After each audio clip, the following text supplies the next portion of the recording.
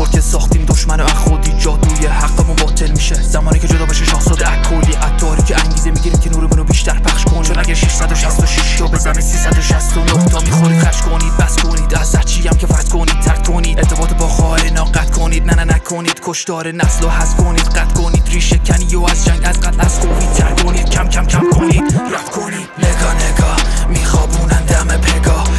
گدا میشه توی جنگ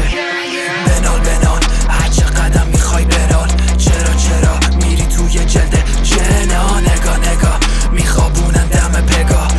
گدا میشه توی جنگ میدان بنال هرچه قدم میخوای بنال چرا میخوای بری جلد زنا روزی تو هم مثل ما تو آسانسور بودی همه با هم طبقه رو به بالا بودی آشوب کردی چون لکمه رو تو نزده بودی هنوزم وقت از تو به کجا واسه بقا مجبوری تخمتو کاشتی تو وجود مخلوقات پاک گفتی جایگاه اشرف مال من تو بزن بچک یادت نره قبل تو کی اومد از دل همین خواب پس اینو یادت باشه نیاز داری دعامو قصه بچه خود نبره تلا من بنا شده بره فراتر چرا بره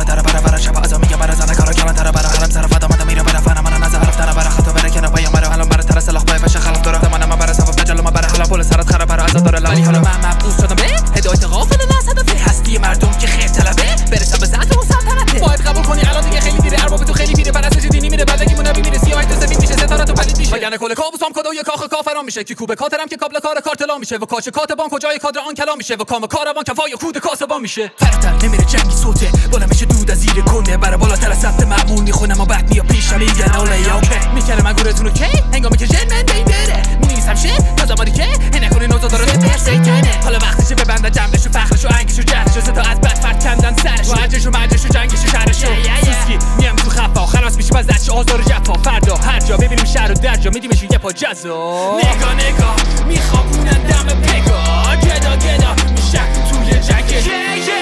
بنال